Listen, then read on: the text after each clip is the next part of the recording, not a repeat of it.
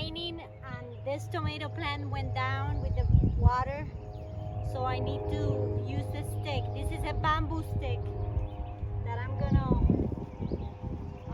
put on the ground and hold the plant.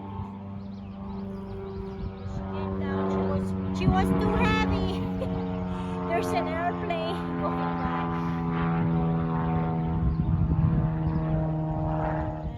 She's heavy, very heavy, and it has a lot of tomatoes. So that's what happened here. Okay, let me show you closer what I did. Okay, this plant is huge because it has two tomato plants together. That's the main stem. And there's another one on the other side, this one here. So those are two plants. And that's why it's so bushy, but it's full of tomatoes. There's tomatoes everywhere. Let me show you. Look at this branch, look at the bottom. And since she's healthy, you see the tomatoes there? This one, that one, there's a little one here. And it's very green and beautiful. There's another one here. It's full of flowers. That one got pollinated recently. You see how the flower goes back like that? She's gonna give fruit. So look at those leaves, super green, super healthy, very bushy, and I just helping the plant a little bit by, you know, making her a little bit stray, but I am not getting taking out the leaves or anything, because the more branches I got, more fruit I get.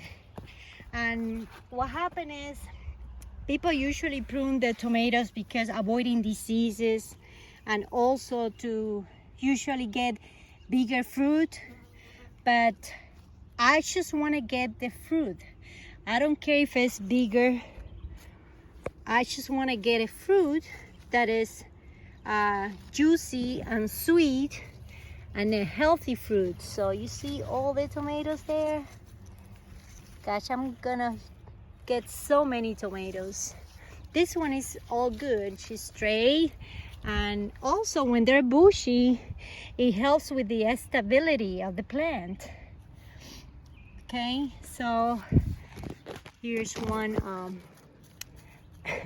squash plant next to it, and let's go down the road to keep looking at the plants and make sure everything is looking good. See how bushy it is here? Let's go under it. Let's see what we got here. Whew. Okay, the bottom leaves, they look fine. Yeah, they're good. It's just little holes. See that one over there? It looks healthy to me. They're not sick. I don't see any aphids or anything. So they're gonna stay there. Okay, this one is a little bit yellow. That's fine. Maybe because too much water because it's been raining a lot. But that's all it is. It's not disease. Okay, and that was just one. And this one is crawling up because they gained the same thing, too much water. But what happened is the insects will come and eat this leaf that is already crawl like this, and then it will save the other ones on top from that. So I usually leave it. Yeah, I don't prune my plants, and I usually get a lot of harvest and big tomatoes. So depending, everybody has a different way of doing things, but you don't have to do necessarily the way everybody does. You can have your own way of doing things, and you could get good results too. So yeah, they're looking beautiful. They're looking perfect, and they're full of tomatoes and flowers. Full of tomatoes. See this plant? I don't know what it is, but it's always full of insects. And it's protecting my plants because the insects will go, they're like red ants, but they're not ants. I'm not sure. If I see it, I'll show it to you. But they go to this plant instead of to my plants. So it's always good to have other plants around yours. That way insects will go to those. You see that one there? If I don't have these plants here, then they'll go to my plants. You know, so that way you are protecting your plants from having all the insects on top of them. Look at the bottom leaves. It did rain, but I have some mulch on it, and you know, they're looking good. I'm happy with, look, this one is next to the soil, just on top of the soil. And look at that leaf, it's perfectly fine. This one still has a little bit of water from the rain, that it did rain yesterday, and still had a little bit of water. This one here, see how yellow it is? And that's because of the water. So that one, I get it out and I throw it away. But the other ones are fine. And I don't work hard doing all that pruning if it's not necessary. Okay? I just take action if I see some disease. Look at this tomato here. It's beautiful. It's full of tomatoes. So, just want to show you my way of doing things. There are 4 tomatoes there. And you can do it your way. Take a little bit of information on all the sources out there and look at everybody, their way of doing things. Look at that leaf. It's next to the soil. Look at it. It's perfectly fine. Look at those 3 tomatoes there. This plant is full of tomatoes and it's small. And it's leaning to one side because it has too many tomatoes. So what I'm gonna do, I'm gonna get another stick and use it on this plant here. Help her a little bit. Let's see over here. Many more tomatoes. This one is leaning too. So I'm gonna get a stick and try to straighten it up a little bit. Look at this, guys. Look at that. Yeah. Okay, guys, I finished. I used all my sticks because I noticed some of the plants were leaning down and they were gonna cover all the area. I knew that was gonna happen, but I was gonna let them do their thing first before, you know, stocking them to the stick. So I end up using these sticks, these plastic sticks we use in winter to mark the road to see where we're going down the driveway. And that's what I use for now because I don't have many. These plastic ones, the green ones, are from last year, and the big bamboo sticks are the ones that I bought at Lowe's, but they only had those, and I need to go back and get some more. But I only need like 5 more. This looks very colorful, but they're secure now, and this will tell the plant to grow up. But I still didn't prune them. They're not pruned, guys, because they look very healthy at the bottom, so I don't want to prune them. And some of them, they even got tomatoes on the lower branches, so I don't want to interrupt their growing and their development. So I'll wait to see what happens. If I see they start getting aphids, or I see the lower branches with funguses, then I'll start cutting down those bad branches and leaves. I would look at the garden every single day. Now, like every other day, I come out water if it doesn't rain, and if it rains, then I come to the garden as well to check what's going on, because a lot of rain is bad too. Like it's been raining for 2 days consecutive, and I came and I cut some leaves from the zucchini plants, and then I was looking for any kind of funguses or anything, but everything's fine for now. Look at this lettuce, how beautiful it is.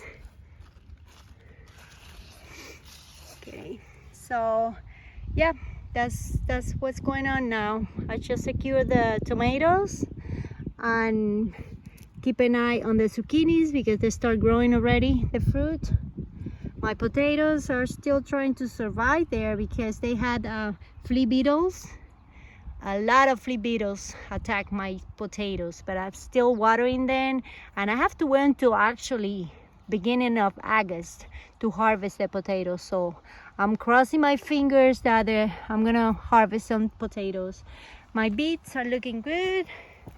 See, they're growing. You can see the beets there. I'm excited. Still small, and the sweet potatoes are gonna take a while. They're gonna be ready by the end of August. So, okay, these are the cucumbers, still small. I'm getting ready, so a new batch of cucumbers to plant in a couple of weeks. These are cucumber plants. Yeah, you see some leaves are damaged. Those are beetles, they eat the leaves. That's fine. Here I'm preparing starting mix. I add some water to it. I like to make it moist before adding to the cells. And what I'm doing here, I'm gonna plant some successors plants. I'm gonna add here some continuous plants for my garden. Right now I have cucumbers in the garden, but I'm planting new seeds of cucumbers. These are gonna be replacing the ones in the garden right now. So what you wanna do is always to have a backup seedlings that you can plant after your current plant it doesn't give you any more fruit. I'm also gonna plant some broccoli. I check here on the bag, it states 48 days for fruit, to have fruit, and it takes 10 to 14 days for the seed to germinate. So it's basically 2 months. And broccoli likes cool weather. So what I'm gonna do is July 1st today. So it's gonna take me 2 months to get fruit from this plant. So by the end of August, I'm gonna have broccoli, and since I'm in the high hills, the temperature will start cooling down in September, and broccoli likes that temperature, so it's gonna be a good crop to have for September and October. So I'm planting that now. And these cucumbers, I love cucumbers. I love the straight A cucumber. That's a slicer. And I also like Market More, which I have in the garden right now. And I have these ones too. So anyways, these are gonna be the successors of the cucumbers that I have already in the garden. So I'm getting ready to fill out the cells with the soil and plant the seeds. And this is gonna stay outside since the weather is hot now, and we have a lot of sunny days. So what I'm gonna do, I'm gonna prepare all this and I'm gonna take it outside. And by doing this, I'm gonna have it in a corner where it's sunny, and I can add water all the time and be on top of them, and it's gonna be easier for me to have it this way than direct sowing the seeds in the garden. I want to show you my zucchini.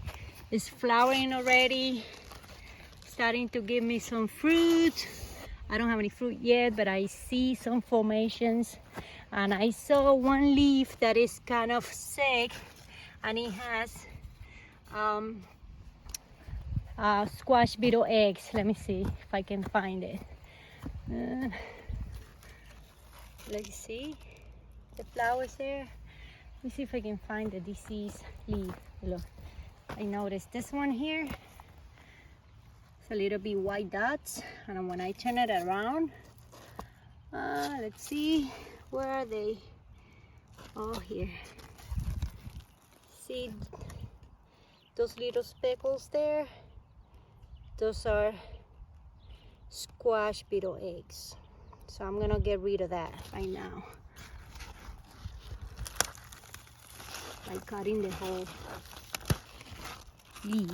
Okay, we don't need it. She has so many, and I'm gonna throw it away. Let's see that one there? That's a female flower, and that's a little squashy. That's a little squashy there. Let's see if I can see another one that it looks better. This one is a male flower. Let me show you the difference. Okay. Well, this is a female flower too. You see the little squashy there? That's a squash there growing. That's a female flower. Let me see if I can find. That's another female. That's another female down there. That one. That's a male flower. It's closed now, but you see the stalk is thin. It doesn't have fruit like this one. That is the female flower. Female flowers are the huge ones, and the male flower has this thin stand. So that's what it is. Yep. And here with the zucchini, look how the cilantro is growing around the zucchini. I plant cilantro all over the floor of this bed of zucchini. See? It's all full of cilantro. This one is flowering. But yeah, I have some basil here, and I'm sorry, this is basil and this is parsley. Yeah.